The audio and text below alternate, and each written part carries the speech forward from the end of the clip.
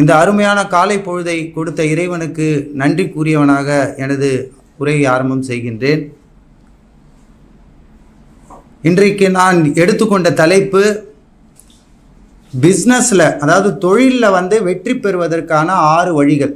இதை நான் எங்கேருந்து எடுத்தேன்னா இந்த புத்தகத்திலேருந்து தான் குறிப்புகள் எடுத்து நான் உங்களுக்கு சொல்கிறேன். ஆகவே புதிதாக தொழில் தொடங்குபவர்கள், நபிகள் நாயகம் சொன்னார்கள், நீங்கள் வியாபாரம் செய்யுங்கள் என்று மக்களிடத்திலே உற்சாகப்படுத்தினார். ஏன்னா என்னதான் நீங்கள் வேலை செஞ்சாலும் 1 லட்ச ரூபாய் வாங்கினாலும் நீங்கள் இன்னொருத்தருக்கு அடிமை இல்லையா? அதுக்காக வேலை செய்யக்கூடாது அப்படி தப்பாக எடுத்துக்காதீங்க. வேலை மட்டுமே கடைசி வரை செஞ்சுட்டு இருக்கக்கூடாதுன்னு தான் நான் சொல்கிறேன். சரியா? வேலை அது மட்டுமே ஃபோக்கஸாக இருக்காதீங்க. ஏன்னா பிஸ்னஸ் பண்ணும்போது தான் பிஸ்னஸ் மூலியமாக, வியாபாரத்தின் மூலியமாக ஒருத்தருடைய வாழ்வியலை மாற்ற முடியும், ஒருத்தங்களுடைய கலாச்சாரத்தை மாற்ற முடியும், ஒருத்தருடைய என்ன சொல்கிறதுன்னா அவங்க வைத்திருக்கின்ற தவறான எண்ணங்களை மாற்ற முடியும், ஏன் ஒரு நாட்டை கூட பிடிக்க முடியும். கிழக்கிந்திய கம்பெனி அதானே செஞ்சுது. இஸ்லாத்துக்கும் கிழக்கிந்திய கம்பெனிக்கும் உள்ள வித்தியாசம் என்ன?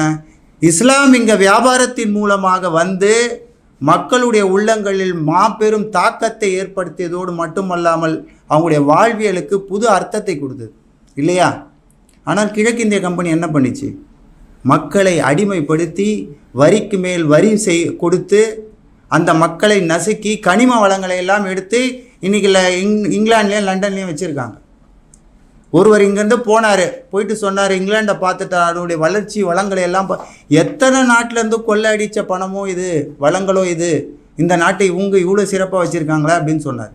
ஹிந்து பேப்பரில் வந்த ஒரு விஷயம். ஆகவே ஒருத்தர் புதுசாக பிஸ்னஸ் ஸ்டார்ட் பண்ணுறாருன்னா அதற்கு மிக முக்கியமாக தேவைப்படுகின்ற 6 விஷயங்களை நான் சொல்கிறேன். இதனை நீங்கள் கவனமாக கேளுங்கள், குறிப்பெடுத்து கொள்ளுங்கள். இது ரொம்ப ரொம்ப முக்கியமானது. இன்றைக்கு முதல் பாயிண்ட் பேஷன் ப்ளஸ் கமிட்மெண்ட் என்று சொல்வார்கள். பேஷன் என்றால் என்ன? ஒரு காரியத்தை நேசித்து விரும்பி செய்வது, அது இருக்கணும். ஃபஸ்ட்டு ஒரு தொழிலை தொடங்குகிறோம், ஒரு பிஸ்னஸை பண்ணுறோன்னா அப்படி செய்யும்போது என்ன ஆகும்னா உங்களுக்குள்ளே ஒரு க்ரியேட்டிவிட்டி வரும், ஒரு க்ரியேட்டிவ் நாலேஜ் உங்களுக்கு கிடைக்கும். நேசிப்பது மட்டுமல்ல, அதற்காக நீங்கள் உங்களை அர்ப்பணித்து கொள்ள வேண்டும். கமிட்மெண்ட், ஒரு கமிட்மெண்ட்டோட ஒரு பிஸ்னஸ், ஏதோ ஒரு பிஸ்னஸ் ஸ்டார்ட் பண்ணுறோம்பா பார்க்கலாம் ஓடனா ஓட்ட, அப்படி கிடையாதுங்க, அப்படி கிடையாது. உங்களை டெடிகேட் பண்ண நீங்கள் கற்றுக்கொள்ள வேண்டும். ஆகவே யார்கிட்ட பேஷன் இருக்கிறதோ, யார்கிட்ட கமிட்மெண்ட் இருக்கிறதோ அவர்கள் முதல் படியை அவர்கள் தாண்டி விட்டார்கள் என்று அர்த்தம். அடுத்தது பிஸ்னஸ் என்ன அப்படின்ட்டு 2வது பாயிண்ட் பார்த்தீங்கன்னா வேல்யூ கிரியேஷன் இஸ் பிஸ்னஸ் என்று சொல்லுவாங்க. ஒரு ப்ராடக்டை நீங்கள் கொடுத்தாலும் சரி, அல்லது ஒரு சர்வீஸை நீங்கள் ஒரு சேவையை கொடுத்தாலும் சரி, அது அவர்களுடைய மக்களுடைய பிரச்சனைக்கு தீர்வாக அது இருக்கணும். எப்படி?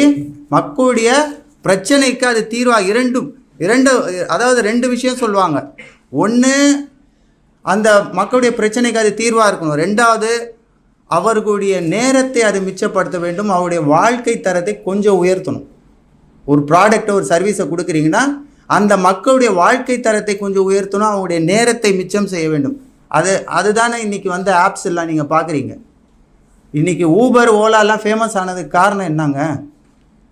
அவங்க கொடுத்த சர்வீஸ் தான் கொடுக்குறாங்க. ஆனால் அந்த சர்வீஸின் மூலமாக மக்களுக்கு அவங்களுடைய வாழ்க்கை தரத்தில் கொஞ்சம் உயர்த்துறாங்க, அது இல்லாமல் அவங்க நேரத்தை மிச்சப்படுத்துகிறாங்க. ஆகவே இது மாதிரியான விஷயங்கள் அது சிலரின் பிரச்சனைகளை தீர்க்க போகிறது என்பதை நீங்கள் இந்த பேசிக்கான 2 விஷயம், அதில் சிலருடைய பிரச்சனைகளை தீர்க்க போகிறது, சிலருடைய வாழ்க்கை தரத்தையும் நேரத்தையும் மிச்சப்படுத்த போகிறது. இது 2த்தையும் நீங்கள் உங்களுடைய ப்ராடக்ட்லேயோ சர்வீஸையோ கொடுக்க பாருங்கள். டாட்டா நிறுவனம் முதல்ல உருவாச்சு இல்லை? டாட்டாவுடைய அவர் சொல்கிறார், ரத்தன் டாட்டா, அவருடைய தாத்தா அந்த பிஸ்னஸ் ஸ்டார்ட் பண்ண, அந்த குழுமத்தை ஸ்டார்ட் பண்ணுறதுக்கு முன்னாடி ஒரு ரெசல்யூஷன் எடுக்கிறாங்க. டாட்டா நிறுவனத்திலிருந்து வெளியாகக்கூடிய பொருட்கள் எதுவுமே மக்களுக்கு தீங்கு தரக்கூடியதாக இருக்கக்கூடாது. இன்னி வரைக்கும் அதை காப்பாற்றுறாங்க. அதனால தான் அவங்க சிகரெட் தயாரிக்கலை, பாக்கு, புரியுதுங்களா? பாக்கு அவங்க தயாரிக்கலை. மக்களுக்கு தீங்கு தரக்கூடிய பொருட்களை அவங்க இன்னி வரைக்கும் அதை காப்பாற்றுறாங்க. அவங்க பாருங்கள் எப்பேற்பட்ட எண்ணம். வேல்யூ ஆடட் சர்வீஸ் அவங்க கொடுத்தாங்க. எத்திக்கல் அர்த்தம், அந்த தொழிலில் அறம் சார்ந்து நீங்கள் இருந்தீங்கன்னா நீங்கள் வெற்றியாளர். இதை நான் சொல்லவில்லை, திருக்குரான் சொல்கிறது. ஆகவே நல்ல ப்ராடக்ட் நீங்கள் கொடுக்கணும், நல்ல சர்வீஸை நீங்கள் கொடுக்கணும். 3வதாக மிக முக்கியமானது நல்ல ப்ராடக்ட் இருக்குது, நல்ல திட்டம் இருக்குது, எல்லாமே இருக்குது. ஆனாலும் சக்ஸஸ் இல்லாமல் போகிறதுக்கு காரணம் என்னென்னா 4 டிபார்ட்மெண்ட்டில் வந்து பார்த்திங்கன்னா ஃபோக்கஸ் பண்ண மாட்டாங்க. 4 டிபார்ட்மெண்ட். ஃபஸ்ட்டு டிபார்ட்மெண்ட் ஹெச்ஆர் டிபார்ட்மெண்ட்டுன்னு சொல்லுவாங்க, ஹியூமன் ரிசோர்ஸ். நல்ல மனிதர்களை அந்த ப்ராடக்ட்லேயோ இல்லை அந்த கம்பெனிலேயோ அவங்க வந்து சேர்க்க மாட்டாங்க. நல்ல மனிதர்களை அவங்களுக்கு தேர்ந்தெடுக்க தெரியாது. 2வது பார்த்திங்கன்னா அந்த ப்ராடக்டை பற்றி நீங்கள் மட்டும் வச்சுக்கக்கூடாது, மார்க்கெட்டிங் பண்ணணும். அதை மக்களிடம் கொண்டு போய் சேர்க்க வேண்டும். மக்கள் இதை பற்றி தெரிந்து கொள்ள வேண்டும். மக்கள் இதனை விரும்பி ஏற்றுக்கொள்ள வேண்டும். ஆகவே அப்பேற்பட்ட மார்க்கெட்டிங்கை வந்து நீங்கள் வந்து செய்யணும். 3வதாக சேல்ஸ் என்றால் நம்மளை தேடி வந்த ஆட்களை, நம்மளை தேடி வந்த கஸ்டமர்களை அவங்கள வாடிக்கையாளராக ரெகுலர் கஸ்டமராக ஒரு கன்வர்ஷன் நடக்கணும். அங்கே ஒரு கன்வர்ஷன் நடக்கும். ரெகுலர் கஸ்டமராக சில பேர் சில கஸ்டமர்லாம் பார்த்தீங்கன்னா ரெகுலர் கஸ்டமர் எப்படி மாறுவாங்கன்னா லாயல் கஸ்டமராக மாறுவாங்க. உங்களுடைய பேமெண்ட் அவங்க பெண்டிங்கே வைக்க மாட்டாங்க. புரியுதுங்களா? உங்ககிட்ட ஒரு வியாபாரம் செஞ்சாங்கன்னா அதை வந்து உங்களை ஃபஸ்ட்டு பேமெண்ட் கொடுத்து தான் வியாபாரமே பண்ணுவாங்க. ஒரு ஃபனல் மாதிரி, ஒரு ஃபனலில் வந்து என்ன ஆகும்னா எல்லாமே உழுதுன்னு வைங்களேன், அது வடிகட்டி நம்ம வந்து தேர்ந்தெடுத்து நல்ல கஸ்டமர் யார் அப்படிங்கிறத வந்து நீங்கள் தேர்ந்தெடுக்க வேண்டியது முக்கியம். ஆகவே அப்படி நல்ல கஸ்டமர் கிடைச்சா உங்களுக்கு என்ன நடக்கும்னா நல்ல வருமானம் கிடைக்கும். வருமானம் கூடினாலும் சில பிஸ்னஸ் வந்து டவுன்ஃபால் ஆகும். அதற்கு காரணம் என்னென்னா அவங்களுக்கு ஃபினான்ஸை வந்து கரெக்டாக மெயின்டைன் பண்ண தெரியாது. வரவு என்றால் என்ன, செலவு என்றால் என்ன, அதனை எப்படி வந்து நம்ம கையாளுவது. ஃபினான்ஸ் மேனேஜ்மெண்ட் சரியில்லை என்றால் எவ்வளவு பெரிய கம்பெனியாக இருந்தாலும் அது வந்து டவுன்ஃபால் ஆகுங்க. இது எந்த சந்தேகமும் இல்லை. பிஸ்னஸ் தொடங்குகிற பல பேரிடம் கேட்கப்படுகின்ற முதல் கேள்வி எது தெரியுமா இருக்கணும்? ஃபினான்ஸை பற்றி தான் இருக்கணும். ஃபினான்ஸ் பற்றி உங்களுக்கு என்ன தெரியும் சொல்லுங்கள் அப்படின்னு சொல்லி கேட்கணும். ஃபினான்ஸ் மேனேஜ்மெண்ட் வந்து இல்லை என்றால் எவ்வளோ பெரிய டாப் கம்பெனியாக இருந்தாலும் அது வந்து கீழே வந்து போய்விடும். ஆகவே இது ரொம்ப முக்கியமானது. நான்காவதாக பார்த்தீங்கன்னா மெஷர்மெண்ட் என்று சொல்வார்கள். மெஷர்மெண்ட், அளவுகள் சரியாக நீங்கள் அளந்து கொடுக்கிறீர்களா? இது வந்து பிஸ்னஸை ரொம்ப ரொம்ப இம்பார்ட்டன்ட்டுங்க. ஏனெனில் எங்கு அளவு சரியாக இருக்கின்றதோ அங்கு தான் வளர்ச்சி இருக்கும். எங்கு அளவு சரியாக இருக்கின்றதோ, திருக்குரான் ஒரு வசனம் சொல்கிறது, அத்தியாயம் 83, அளவையிலும் நிலுவையிலும் மோசடி செய்பவர்களுக்கு கேடுதான். அந்த அத்தியாயத்துடைய பேரே அளவு நிலுவையில் குறைவு. அந்த அத்தியாயத்துக்கு பேர் வேறு எந்த வேதத்திலேயாவது இந்த மாதிரி நீங்கள் காமிக்க முடியுமா? அளவு வேறு ஆன்மீகத்தை பற்றி தான் இருக்கும். அளவிலையும் நிலுவையிலையும் குறைவு செய்பவர்களுக்கு கேடுதான்னு சொல்லிட்டு ஒரு அத்தியாயம். அவர்கள் வாங்கும்போது நிறைவாக வாங்குறாங்க, ஆனால் கொடுக்கும்போது குறைத்து கொடுக்குறாங்க அப்படின்னு சொல்லிக்கூடிய ஒரு வசனத்தை நீங்கள் பார்க்கலாம். ஆகவே அளவு என்றால் நம்ம ஆளுங்க என்ன நினச்சிட்டாங்கன்னா வேற அளக்கிறது மட்டும்தான் நினச்சிட்டாங்க. அது கிடையாதுங்க. எதையெல்லாம் அளக்கணும்னா கஸ்டமருடைய சாட்டிஸ்ஃபேக்ஷனை அளக்கணும். ப்ராடக்டுடைய தரத்தை அளக்க வேண்டும். ஒரு கம்பெனி இருந்தது, ஒரு ப்ராடக்டை வந்து தயாரிச்சது. அது என்ன ப்ராடக்ட்னா துணி துவைக்கிற ப்ராடக்ட். அந்த ப்ராடக்ட்டு வந்து அதனுடைய தரம் எப்படி இருக்குன்னா அந்த துணி அந்த வாஷிங் லிக்விட் இருக்குல்ல, அந்த வாஷிங் லிக்விடை துணி துவைச்சிட்ட பிறகு நீங்கள் செடிக்கு ஊற்றினா செடி வளருங்க. அப்படி என்றால் அந்த ப்ராடக்டை கண்டுபிடிச்சவன் என்ன சொல்கிறான்னா இந்த ப்ராடக்டின் மூலமாக காற்றுக்கோ நிலத்துக்கோ மண்ணுக்கோ எந்த உயிரினத்துக்கோ சேதம் வராது. இந்த தண்ணி எங்கே கலகுது, கடலில் போய் கலந்தாலும் அங்கே இருக்கிற உயிரினங்களுக்கும் அது தீங்கு தராதுன்னா அது எவ்வளோ பெரிய ஹைஜீனிக்கான ஒரு மைண்ட் செட் அவர் பாருங்கள் இல்லையா? 2வது என்ன நடக்குது, அந்த தண்ணியை வந்து நீங்கள் செடி கொடிக்கு ஊற்றுறதுனால தண்ணியை மிச்சப்படுத்துறீங்க. பாருங்கள் எவ்வளவு திங்கிங் பாருங்கள் எப்படி இருக்குது. ஆகவே ப்ராடக்டில் வந்து குவாலிட்டி. அடுத்ததாக கஸ்டமர்கிட்ட அணுகுமுறை இருக்கு இல்லையா, அதில் அளவு பார்க்கறது, அடுக்கி வைக்கின்ற பொருள்களில் அளப்பது, வேலை செய்பவர்களின் நேரத்தை அளப்பது. இந்த 8 மணி நேரம் இருக்குல்ல, அது மிகுந்த சிரமங்களுக்கு மத்தியில் பல மணி நேரம் போராட்டம் பண்ணி என்ன அடிமைத்தனத்தில் இருந்தாங்க மக்கள் எல்லாம். அந்த அடிமைத்தனத்திலிருந்து விலகி என்ன பண்ணுறாங்கன்னா ஒரு 8 மணி நேர சேவையை வந்து கொண்டு வராங்க. ஆனால் இன்றைக்கு அது மீறப்படுகிறது. 8 மணி நேரங்கிறத வந்து என்ன பண்ணுறாங்கன்னா 10 மணி நேரம் வேலை செய்யும், 12 மணி நேரம் உட்கார்றது கூட சேர் தரது இல்லைங்க. லேபர் லாவை மிஸ்யூஸ் பண்ணுறது.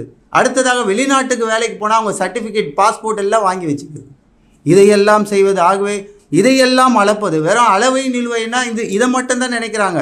ஆகவே மனிதர்களை அளப்பது, அந்த ப்ராடக்டை அளப்பது, ஒவ்வொரு விஷயத்திலும் மெஷர்மெண்ட் எடுத்து செய்வது மிக மிக முக்கியம். ஆகவே ஐந்தாவதாக, மிக வேகமாக மாறிக்கொண்டிருக்கின்ற இந்த வியாபார உலகத்தில் நீங்கள் படித்து கொண்டு இருக்க வேண்டும். விஷயங்களை நோக்கியா, ஜெராக்ஸ் போன்ற கம்பெனிகள் இல்லாமல் போனதுக்கு காரணம் என்னென்னா, அப்டேட் ஆகாமல் அவங்க இருந்தாங்க. ஜெராக்ஸுங்கிறது கம்பெனி பேருங்க. அது எப்படி வாழ்வியெல்லாம் மாறிடுச்சுன்னா, அந்த போயிட்டு ஜெராக்ஸ் எடுத்து கொடுங்கன்னு தான் சொல்லுவோம். ஃபோட்டோ காப்பியர் தான் ஆக்சுவலி சொல்லணும். ஜெராக்ஸ் எடுத்து கொடுங்கன்னு சொல்கிற அளவுக்கு ஆன அந்த கம்பெனி இன்றைக்கி திவாலாகி போனதுக்கு காரணம் அவர்கள் படிக்காமல் போனது. ஆகவே உங்கள் கீழே உள்ள வேலை செய்பவர்களும் சரி, நீங்களும் சரி, வியாபாரத்தில் அப்டேட் ஆகி படித்து கொண்டே இருக்க வேண்டும். அதற்காக நீங்கள் ட்ரைனிங், புக்ஸ் படிக்கணும். இது எல்லாம் செய்ய வேண்டியது மிக முக்கியமானது. கடைசியாக 6வது பாயிண்ட் என்னது பார்த்தீங்கன்னா, படைத்தவனிடம் பிரார்த்தனை செய்வது. பிஸ்னஸில் ரொம்ப ரொம்ப முக்கியமானது. இது சொல்கிறாங்க, என் இறைவா உன் அருளில் இருந்து எங்களுக்கு அருள் புரிவாயாக என்ற பிரார்த்தனை திருக்குரான் சொல்லி கொடுக்கிறது. இன்னும் சொல்கிறது, என் இரட்சகனை நீங்கள் எனக்கு என்ன நன்மையை இறக்கி வைத்தீர்களோ அது எனக்கு தேவையாக உள்ளது என்று நீங்கள் பிரார்த்தனை செய்ய வேண்டும்.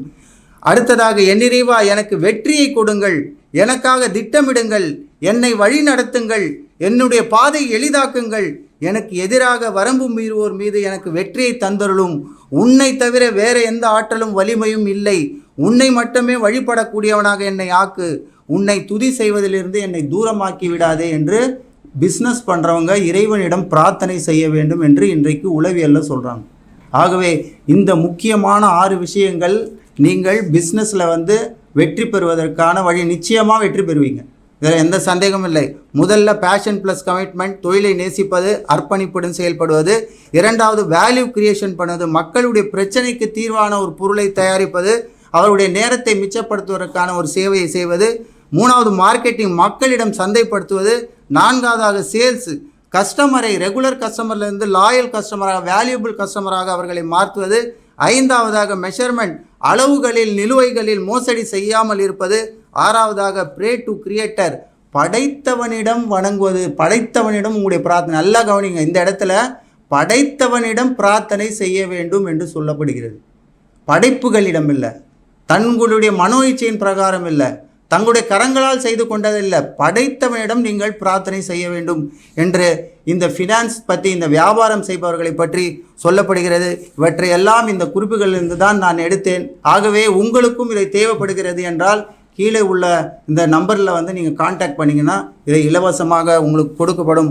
ஆக வாய்ப்பளித்த இறைவனுக்கு நன்றி கூறியவனாக எனது உரையை முடித்துக் கொள்கிறேன். எல்லா புகழும் இறைவன் ஒருவனுக்கு.